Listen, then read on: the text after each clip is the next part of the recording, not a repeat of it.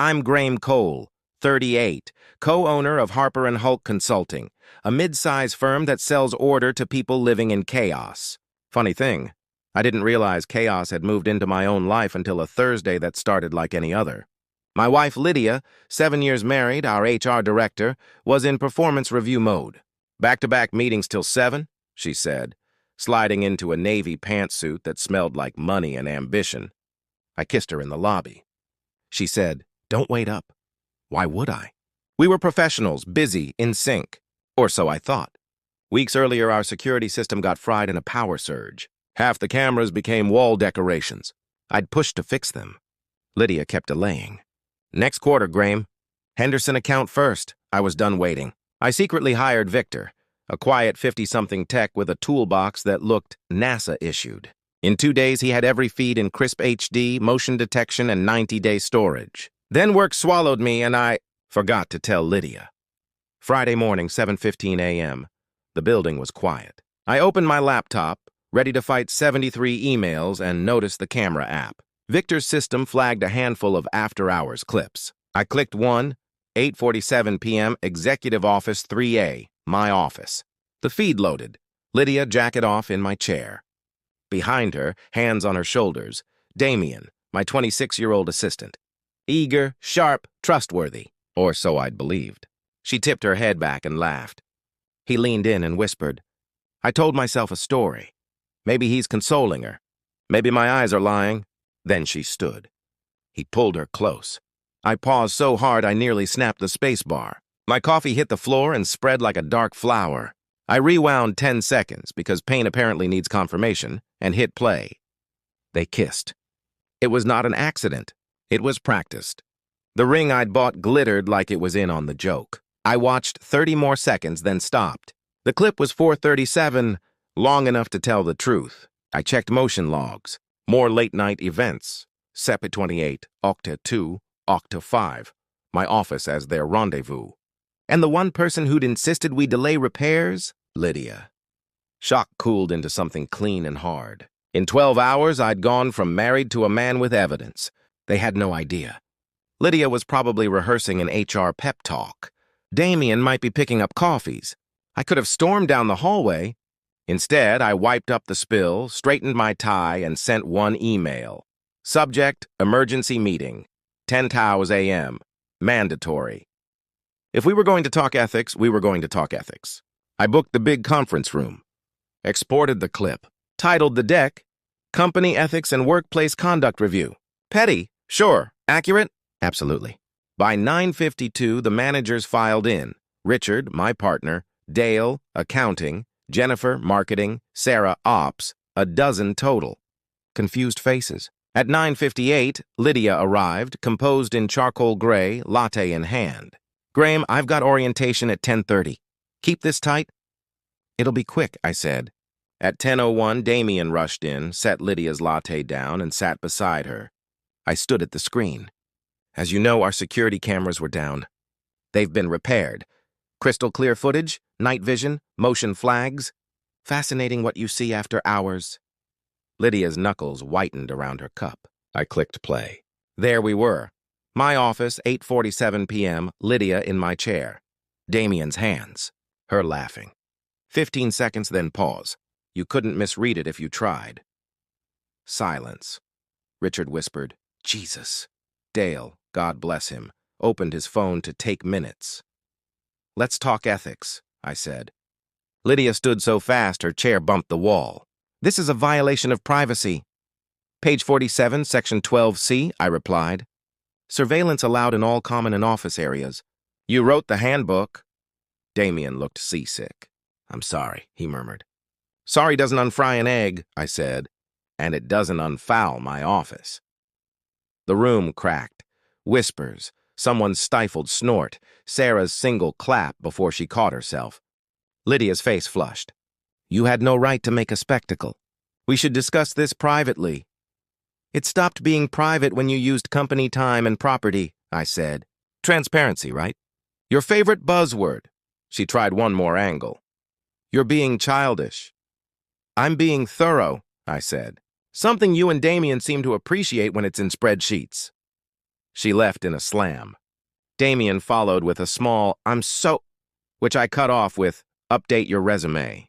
Then it was just us and the echo of it all. Richard's hand landed on my shoulder. You okay? No, I said, but I will be. I walked back to my office, closed the door, and called the only person who could turn pain into paperwork. Nora Stein, attorney at law, and a shark I'd known since college. Give me the short version, she said. Security footage, wife assistant in my office. I showed management. Do you still have the video? Backed up in 3 places. Beautiful, she said, and meant it professionally. Send everything. I'll draft tonight. Washington's no fault, but evidence helps leverage. Prenup? Basic. Protects the company. Ownership? Richard 40, me 30, Lydia 30. Ethics morality clause in the partnership doc? I skimmed the PDF. Section 8.2.4. Any partner engaging in conduct detrimental to the company may be subject to forced buyout at fair market value. Even more beautiful, Nora said. We'll freeze joint accounts, revoke her access, serve papers fast. Stop communicating with her. Everything goes through me. Harsh, I said. She cheated on you on camera. Harsh is relative. That afternoon, IT deactivated Lydia's access and Damien's badge. By morning, Nora had filed for divorce citing adultery. A process server had a manila envelope with Lydia's name on it. At 8:15 a.m., Lydia discovered the lockout. From 3 floors up, I heard her outrage carry through the atrium. I rode the elevator down with cold coffee and a headache. Arrived to a lobby audience pretending to read bulletin boards. Lydia's card flashed red at her office door again and again. She spotted me. What is this? System updates, I said mildly. You did this. You can't lock me out. I'm a partner. Were, I said. Section 8.4. Pending investigation into ethics violations. Page 47, your handbook. Gerald from IT appeared, apologetic, clutching a tablet like a shield. Per directive, access is suspended, Miss Cole. Lydia's voice dropped to steel. My lawyer, talk to mine, I said. Name's Nora. As the elevator doors closed, Lydia said soft enough only I could hear, I didn't mean for this to happen. You meant not to get caught, I said, and rode up. 2 weeks later, a reporter called. Do you have a comment on the leaked footage? My stomach fell through the floor. The clip, trimmed, captioned HR Gone Wild, was everywhere. 2 million views. Hashtag Yon cameras don't lie. Comment, she asked. We've always valued transparency, I said. Apparently we excel at it. The internet did what it does. I shut my laptop, called Nora, and doubled down on the plan. Quiet, clean, ruthless. Lydia's attorney bluffed. Nora countered with timestamps and policy. When Lydia threatened to fight for half the business, Nora slid over the buyout clause and the words on company property on company time. Lydia folded. 3 months later, the divorce finalized. I kept the house, 70% of the liquid assets, and, most importantly, Lydia's 30% stake at a valuation that made Richard whistle. Harper and Hulk became 60-40, my 60. Damien sent a Christmas card, wishing you peace and happiness. I've learned from my mistakes. I mailed back a USB labeled Never Forget. Petty? Yes. Satisfying? Too much. I moved into a new office, same floor, different chair, different locks. Sometimes late, when the building hum softened and the city went quiet, I'd still open Victor's software. Not to relive pain, to remember the lesson. Clarity beats doubt. Evidence beats speeches. And that the moment you stop watching is the moment someone auditions for the wrong role. People in the company adjusted. Sharon still microwaved fish. Dale still took immaculate notes. Sarah ran ops like a metronome. Richard and I split Lydia's duties and hired an HR director who treats ethics as a practice, not a slide deck. Lydia disappeared from Seattle, Portland, or Phoenix, depending on who you ask. She scrubbed her socials. She landed a small HR job somewhere with fewer cameras. Life finds its level. Me, I sleep. I make coffee too strong for anyone else. I fixed the 1987 Harley I neglected while I was busy pretending my life made sense. And every morning I glance at the monitors. 4 corners of the lobby, the garages, the hallways, my office. Little rectangles of truth. It's not paranoia.